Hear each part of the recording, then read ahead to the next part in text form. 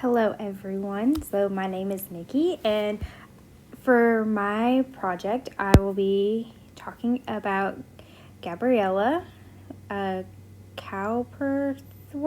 I'm not sure how to say her last name, but anyways, let's jump right in. So this is her. It's a picture of her filming on a beach. So a little bit of background about her. She is an American-Brazilian filmmaker. She is a filmmaker, director, producer, writer, and an editor. She is known for Our Friend in Blackfish, which Blackfish we actually watched, and I think I watched it a couple of times.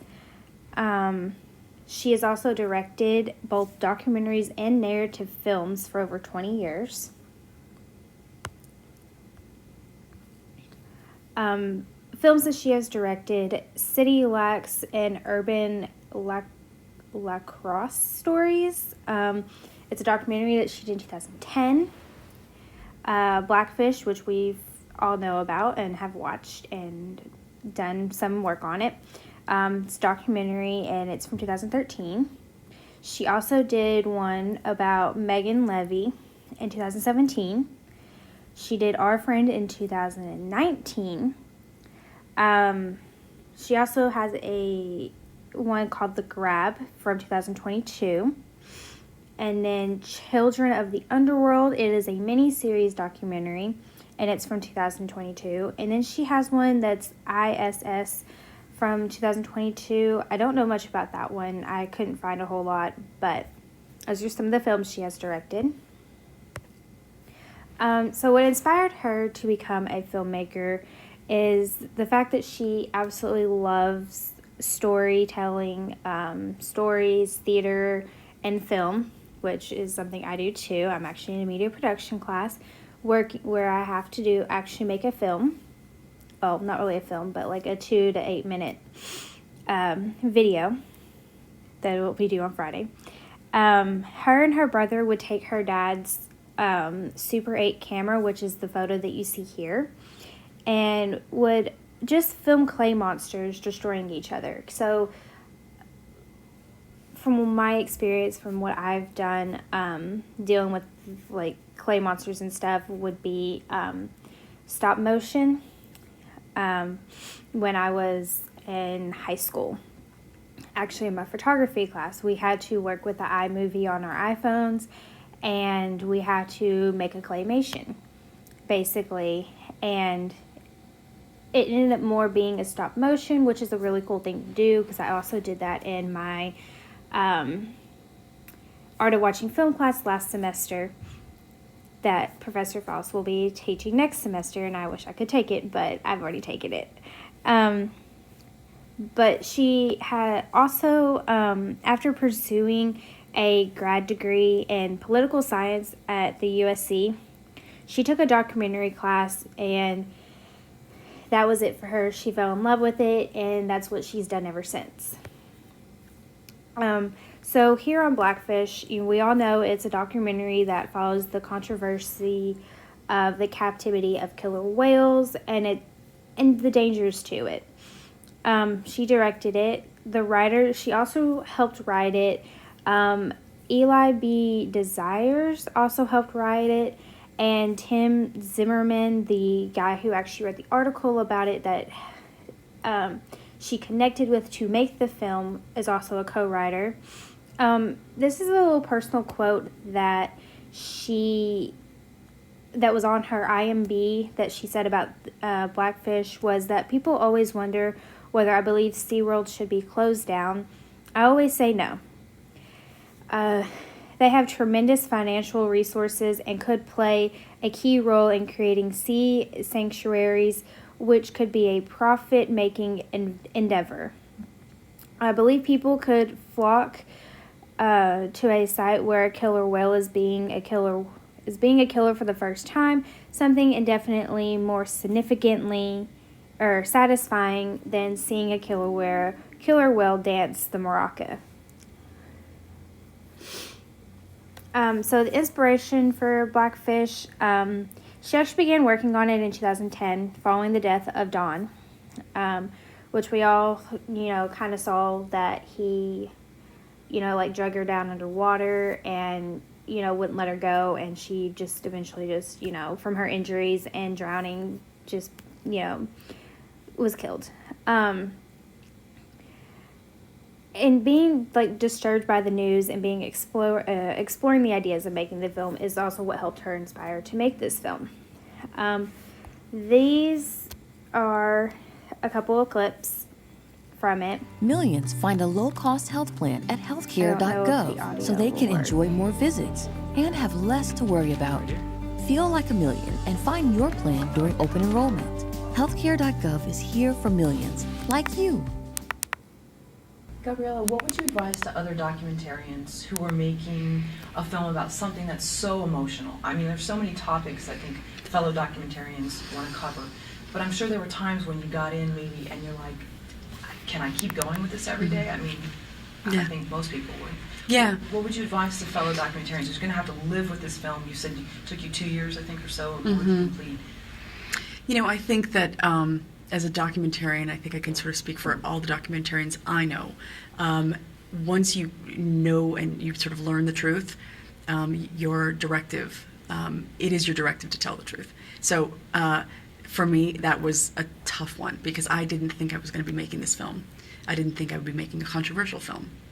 I thought I was covering some controversial topics, but I didn't think in general that I was going to be pulling back the curtain on something that everybody needed to know. So at some point you have to strap in and you have to believe in your work, and you have to sort of believe that telling the truth is ultimately a good thing. So you initially started out to do something a little more lighthearted, and then you uncovered more stories and Dawn's story. Yeah, I didn't start out thinking I was going to make the film at hand. I thought that I was going to actually not be making something necessarily lighthearted. I thought I was going to be making something more philosophical, more of a sort of question about, why is it that we have these interesting relationships with, top predators, and kind of exploring, maybe an exploratory piece. I didn't expect it to be the piece that it is. So yeah, I think that's the nature of documentary, is that the future is always a question mark.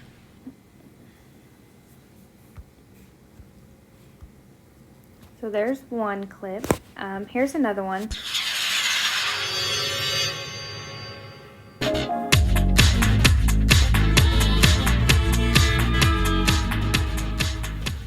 Blackfish is the story of a killer whale who has spent his life in captivity at SeaWorld and is responsible for the death of 3 different individuals. This eye-opening documentary gives you an in-depth look at the life and mind of a killer. I'm Anna Maria Chen, and today we have Blackfish director Gabriela Cowperthwaite to talk about her controversial film.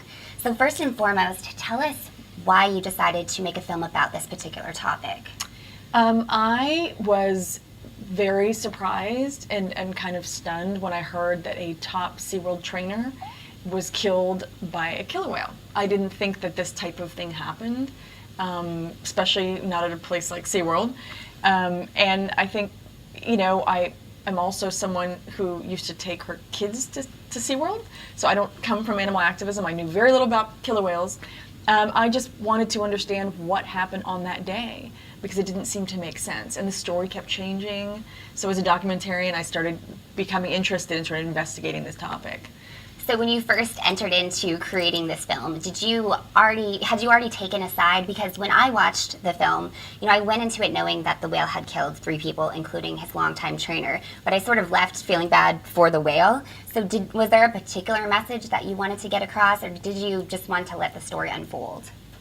It's interesting. I mean, I think because I wasn't coming from a particular side and didn't have an agenda, because I just didn't know enough about really any side to really come in with a point of view. I still was shocked by what I learned and what I have now come to understand has been going on at that park for 40 years. I felt I sort of owed it to audiences to have everything revealed to them like it was to me, very factually, sort of a fact-driven narrative. So that you're kind of experiencing things and learning things without someone telling you how to feel or someone telling you what to think. You're really seeing the facts laid out before you. So that was very deliberate in terms of my, approach with making the film. You let people come to their own conclusion. Correct. I figured that if people were sort of armed with the truth, they could make the right decisions for themselves and their families. In the same way that I felt like I had the privilege of being able to just hear all different sides of it, read as much as possible, and really, I guess learn the story from coming from a place of complete ignorance. So as you were researching, and So that's just a little bit more on Blackfish. You could watch that full interview on YouTube if you just looked it up about Blackfish. There's also some advice that she would give to, like, for women directors that are coming into the industry or have been in the industry for a little bit. When you think you're just a big faker who shouldn't have a seat at the table, us as women just need to remember that there are many more are probably faking it, and way more than, like, if I were to become a woman in film, there's someone else who is faking it more than I am. And there are those that have wondered whether or not that they should have a seat at that table. I have, at this point now, I've kind of figured out whether I really want to go into doing film and being, like, on the production part of it. And, I kind of do, but, like, there's so much more to it that I did not realize until I started my production class. And actually right now that I have until Friday to edit my video project, and I have no idea how to edit it, but we will figure it out. So the awards and nominations that she has gotten, so she has gotten the BAFTA award. She has been nominated for it, was a nominee for it in 2014 for Best Documentary of Blackfish from 2013. The Duabaya Film Festival. She was a nominee for the Black Pearl Award for Best Documentary Feature for Blackfish. The International Online Cinema Awards, she was a nominee in 2014 for Best Documentary in 2013. She ended up placing 4th, tying with Cutie and the Boxer from 2013. The Heartland film, she actually was a winner for a Truly Moving Picture Award in 2017 for Megan Levy. And then the Alliance of Women Film Journalists, she was a nominee, and it was the EDA Award and the EDA Female Focus Award in 2013 for Best Documentary Featuring Film and Best Woman Director for Blackfish. So she had a lot going with Blackfish. Next, we're going to move on to one of her other documentaries. It's called The Grab, and it is an investigative journalist who uncovers the money, influence, and arming rationale behind covert land grabs by some of the world's most powerful countries. It won 2 awards and was nominated for 4, and it was released on October 17th, 2022. And I'm going to show you a little trailer for the film if you wanted to watch it or find where you can watch it.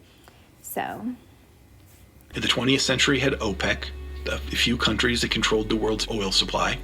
In the future, we're going to have FoodPec, a few countries that control the world's food supply.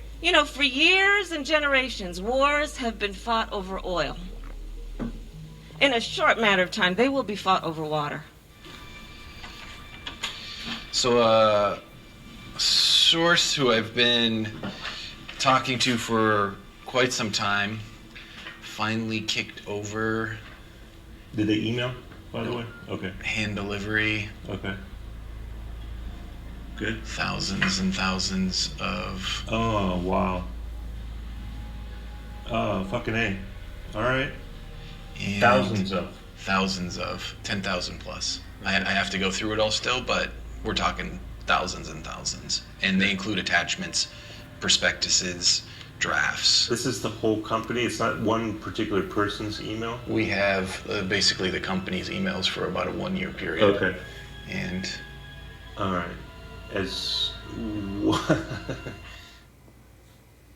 So as you can see in that these journalists have, hundreds of emails from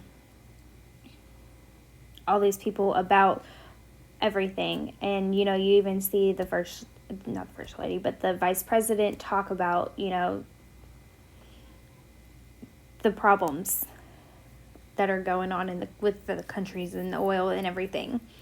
So that might be a very interesting one to actually watch. I haven't had a chance to, but I might one of these days. And what drew her to this story was it had breatheth. I'm not sure if I'm saying that word right or not, but it also had an urgency to it. And she wanted to shape all the craziness and complexity into a film, into something that could both make sense of the world and maybe give us a chance to redirect some of its most insidious parts.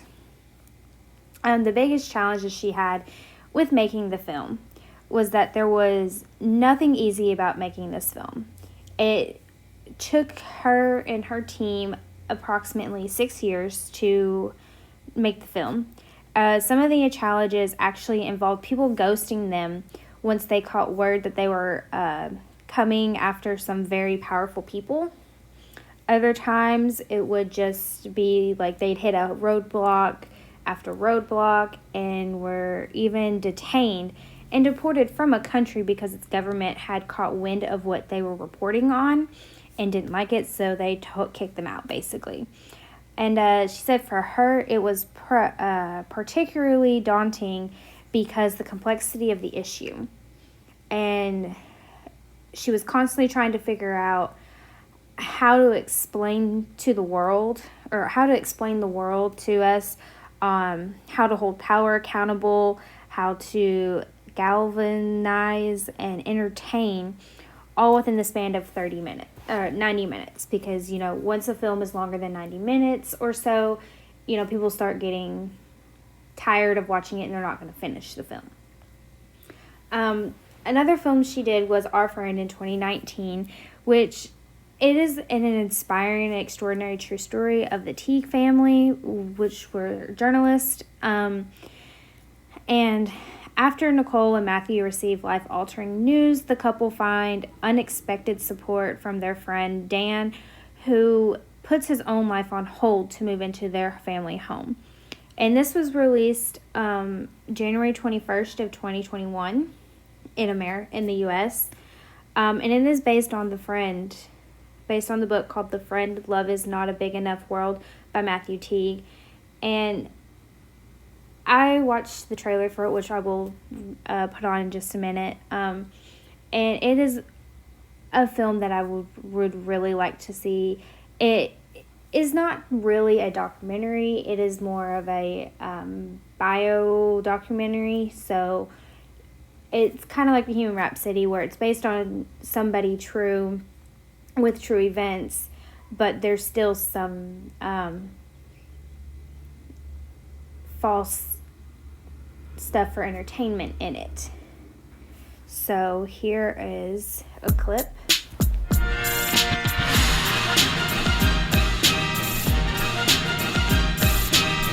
Life-changing, life-changing, life-changing. Matt, hang on. Matt, open the door. Dana, hang on. Oh, God. Matt!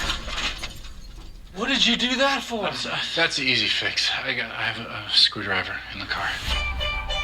I thought about doing stand-up comedy. You tell jokes? It's pretty scary to come up here. I have a friend who's been wanting to try stand-up, but he's a little chicken.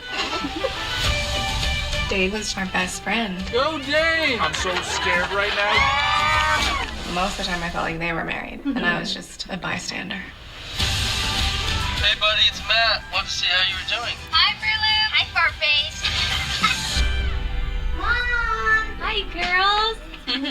Hi, Fruit Loop. Hey, how you feeling? Tired. Thanks for being here. I won't miss it. Can we talk for a minute, Matt? It's going to get very hard. You're going to see things from Nicole never seen before. You don't need to do this alone. I can come help you get to the other side of this. I'd love to have you. How long do you think you'll be up there? I'm hoping just a couple weeks. Just want to make make sure Matt gets back on his feet. I usually make breakfast and dinner. Maybe you can take some of that weight off. Speaking of, I was hoping you'd call me Grandma Dane. Sure. Molly, excuse me. Sure, I'll call you Grandma Dane. Thank you. I want to make a list. I'd like to write letters to the girls for certain milestones in their lives. I want to have blue hair. Molly, will you tell me when it's happening? It's not happening. Her entire life, she's wanted to be the Grand Marshal of Mardi Gras. And I want to sing on stage with Katy Perry. It all seems pretty doable. Does it? You've been gone for 3 months now. I thought that you were going to be gone for a couple weeks. What changed? I got here and I saw that one person can't do this job. I'm still a valid person, Yeah, you Matt. are, but you gotta take Don't get out of I don't think you're this upset because I'm late. What's happening to Mom? I think you're mad because Mom is sick. Why are you so hard on your dad? Molly, you've broken my body. I saw you smile. People don't look at me when they talk to me anymore. You're the most beautiful woman I've ever seen. You always will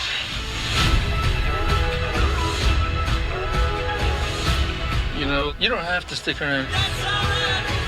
Nicole's my best friend, too. I'm happy to be here.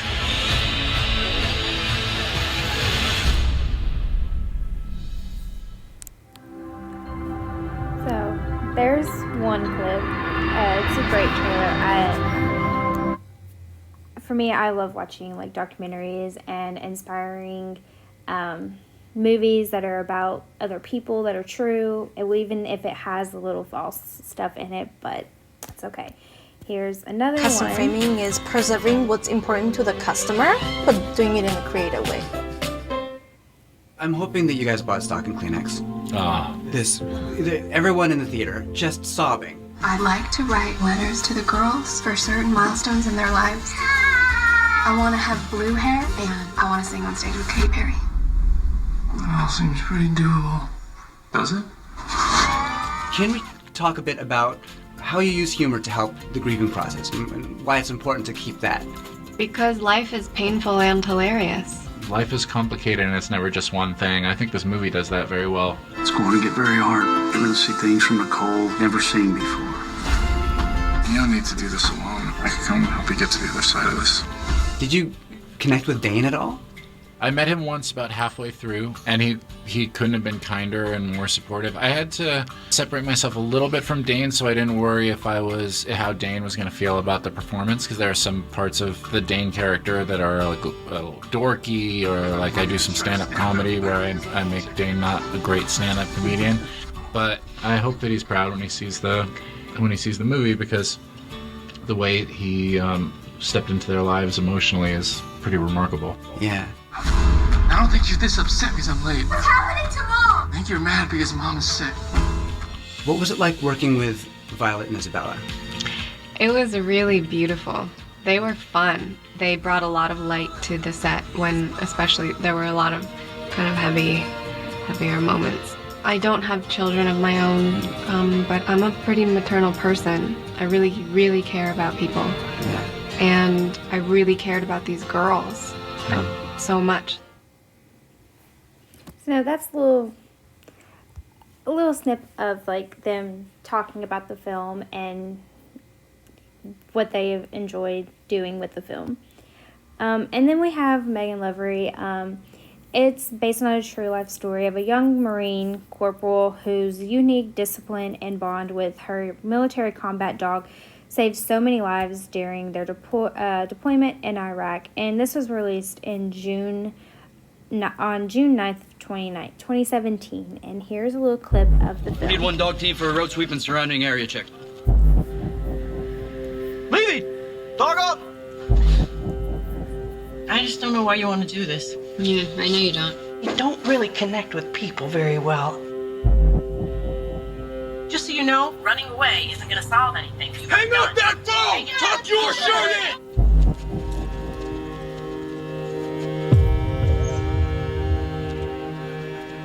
Found something! Good boy. I've been watching this dog all year. It's the most aggressive dog I've ever treated. Does he really need another break? It's not like he hasn't earned it. You're getting a dog. You got this? Think faster. Yeah, I got this. You think I'm afraid of you? Lay down. Rex, lay down. Vehicle approaching. Guns up!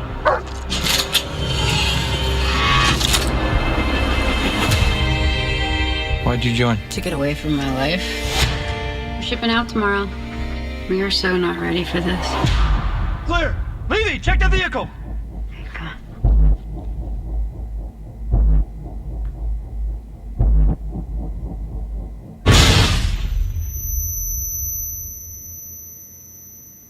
Where's my dog? I need to see him. Oh, no. You cannot come back to my house like some big war hero. Back off, Mom! You can't let your whole life fall apart over some dog. That dog saved my life. We walk through the fire. Please just change his classification so that I can adopt him when he gets back. They aren't pets. They're warriors. Senator, can I just have a moment of your time? His name is Rex. He saved thousands of lives in Iraq. What did you say your name was? Corporal Megan Levy. All you gotta do is fight. And you know how to fight. You're a Marine. What would you say to Rex if he were here? I'd thank him for teaching me what love is. Is there a way out?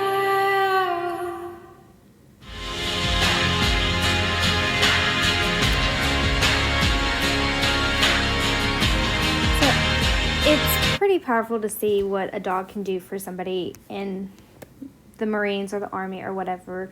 But that's another film I will probably be watching eventually. Then I just have my works cited page.